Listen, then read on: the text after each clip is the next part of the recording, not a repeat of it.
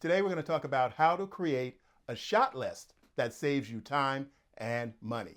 My wife and I, when we first started shooting, we shot our very first feature on Super VHS, and we learned a lot doing that. But the next feature we shot, we had a lot more on the line because it was much more expensive.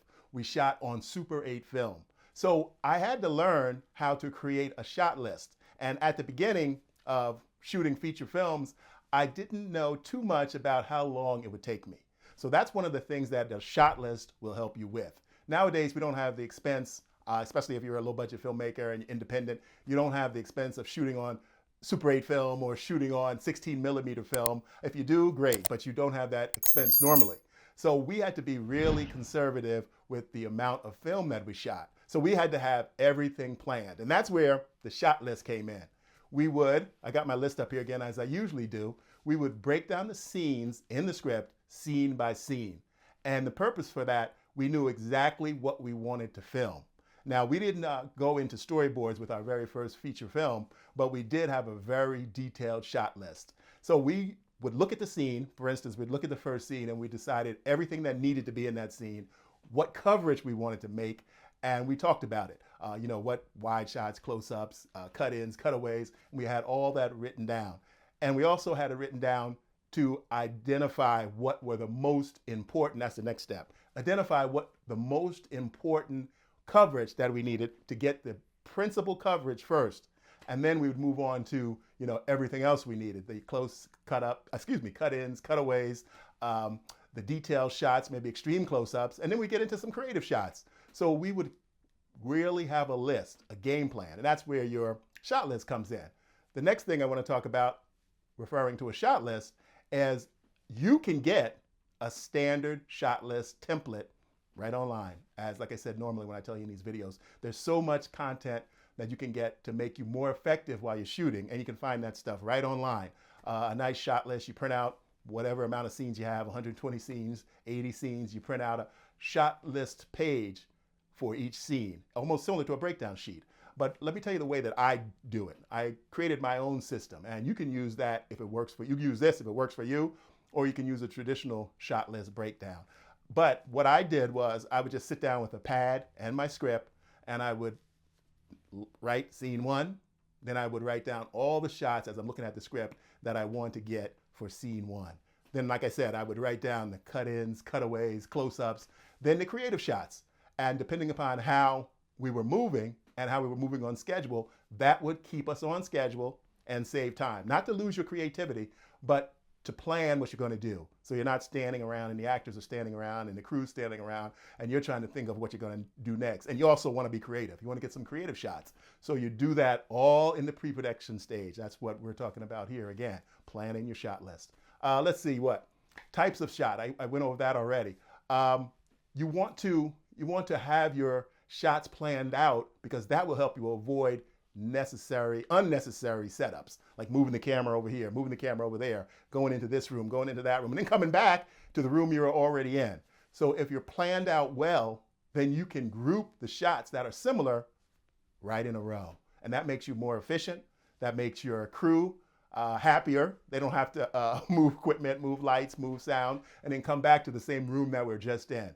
But that requires a lot of organization. And you have to make your actors aware of that also, that you will not be shooting in order. Now, sometimes people do shoot in order, and that's a fun exercise of filmmaking that I've done in the past too, where I shot the script in order. I still made a shot list, but I shot the script in order. So if something happened in one room and we had to move to the next, we would do that. So that's shooting in order, but that's something that's really not a traditional way of filmmaking. You want to break shots down, and if you're at one location, you want to get every shot you need at that location while you're there. It's much more efficient.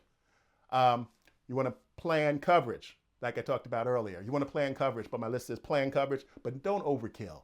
A lot of times with video, we don't have the expense of shooting on film, so we end up shooting much more footage than we normally would shoot.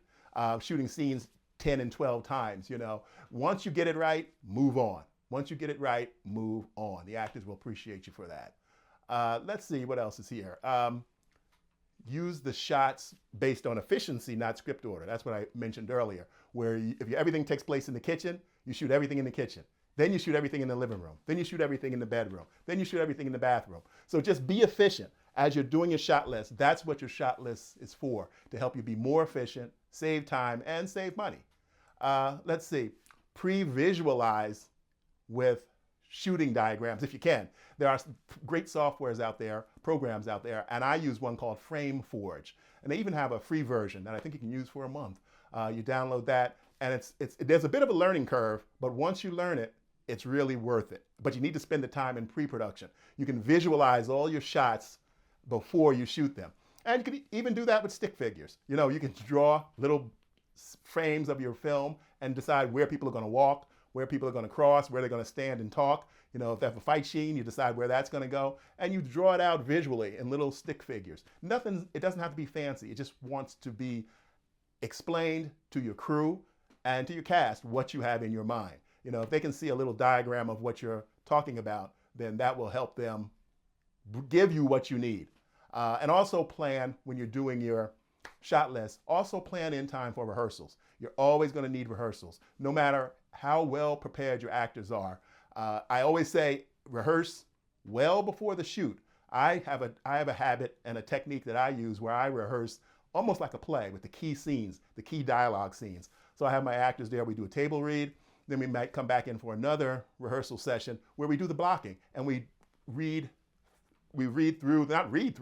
act through the script.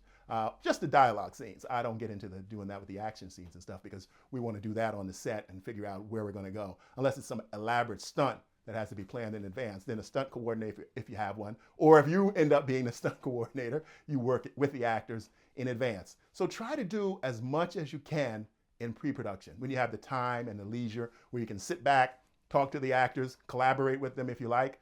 I have a saying that I always use when I tell my actors. I say, I love to get your opinions, but don't be offended if I don't use them. And you want to get that open with the actors when you start, so that if they have great ideas, you want to use them. It can make the film better. But let them know, don't feel bad if you decide not to go with their idea. So, you know, and you don't have to make a big show out of it. You just, you know, you guys can step aside and talk about it, talk it over, whatever, you know, and you don't want 50 actors or 50, 5 actors screaming out different ideas to you. So you need to talk to them. If you decide to take input from other cast and crew, let them know that, but they need to pull you aside. Or if you have assistant director, you tell the assistant director and they whisper it in your ear. So you want to minimize, you know, hard feelings or any kind of troubles that may come up on set. But then some directors don't want to hear that. They want to plan everything, then they tell the cast and crew what their idea is. And it can be a combination of that. That's basically how I work. I have a combination of that. I have everything planned and I explain it to them, but I'm always open to hear other people's input because sometimes they may think of something that I'm not thinking of, or they may think of something that's a great way to do it, you know, so I'm open to that. And again, I just tell them, you know, if you have an idea, come whisper it to me, pull me aside, let's talk about it. I'm open to that, unless we're in a big rush and we don't have time to consider other options. But most of the time, I am very prepared. So I do have the time to listen to other people's input. And that makes you a team. That makes you and your cast and crew a team. And that's what filmmaking is. Filmmaking is a team effort. And that, one of the last things on the list about preparing your shot list is time each shot, time each scene, or each shot. So you want to break it down, and this is in pre-production. You want to break down each scene of what coverage you want to need. And then you're going to sit there with yourself, maybe with a little stopwatch, and see how long in your mind it would take to get that coverage. And then you add it all up, and then you can see, oh, wow, I'm going to need 20 hours to do all this that I'm planning. Then you know you got to cut back. You may be planning too much, or you'll be overshooting. You're overshooting. You want to get the coverage. You want to get all the coverage you need for the scene so it can come out the way you want it visually. And then you get a little bit of extra stuff, and you get some creative stuff. And depending upon how things are flowing on the set, you may be able to get some additional creative shots that you didn't even think of. I call those location miracles. I didn't think of that, but that's a term that people said in the old days through filmmaking, a location miracle, where something happens or there's something on the set that you didn't know. You didn't know that was there, and that you guys as a film crew and cast and actors can make use of that. So, and sometimes problems can turn into location miracles. That has happened a lot to me on the set, where we get there and all of a sudden we have a limited amount of time, which the owner of the location didn't tell us.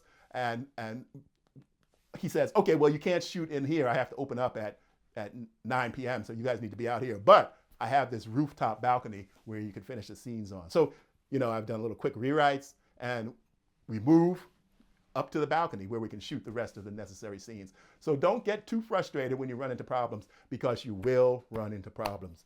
That's why it's so necessary to be prepared. Have your shot list, have your script broken down. Spend the necessary time to break your script down and plan for what you want to do. And if you get on set and you can't do everything you want to do, don't let that throw you either.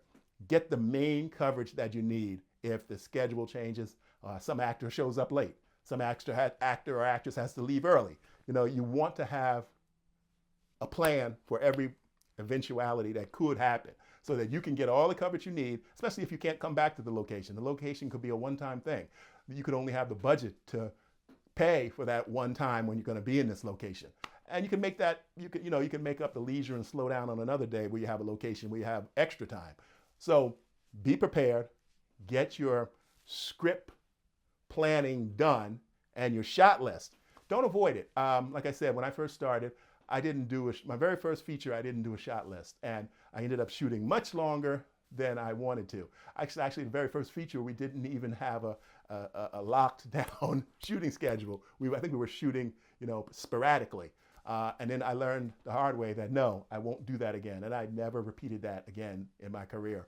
Only time productions extended longer than they were supposed to, I would always move elements to what we call pickup days, where we would plan days and shoot scenes that were simple or easy or only included a few characters. We'd shoot those on pickup days. And then sometimes I even started doing a thing that I would call pre-shoot days, where if I had some establishing shots, we would do stuff like that. Me and the camera guy would go out and just shoot establishing shots. And I found all that by sitting down and doing my shot list. So a shot list is real important. Shot list really saved me many times. Learn from my experience. Start from the beginning, planning a shot list. Even if you're doing a short film, because if you're really interested in filmmaking and you want to make this a career, you want to start off as professional as possible. Even on your independent projects, you want to start off as professional as possible, doing your shot list, your pre-production planning. And I always tell people, and I'm going to keep saying that as long as I do these videos, pre-production is the leisure time that you have to get ready.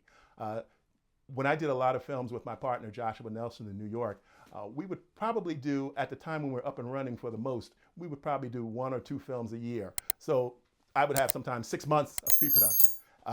And it was beautiful. We would plan everything. He'd plan the stuff that he needed to do on his end, because I'm in Los Angeles, he's in New York. And it worked great. We stayed in touch. We, sent videos back and forth. I had conference calls during our planning sessions, during pre-production. And once we got there, we knew everything that had to be done, everything that we wanted to get. And so things went relatively smooth. Of course, there were always problems. Again, don't think you're going to have a film shoot where you don't have any kind of problems. There will be problems. And you will figure out how to deal with them, because you will be prepared. You'll have your shot list. You'll have your shooting schedule, and you'll know what you need to do. And if you need to change it, you'll be able to make some little changes and move stuff to different days. So being prepared will really help you. You won't be sitting there, flipping through the script with everybody breathing down your neck. We're burning daylight. So thanks for joining me on this one, and I will see you on the next one.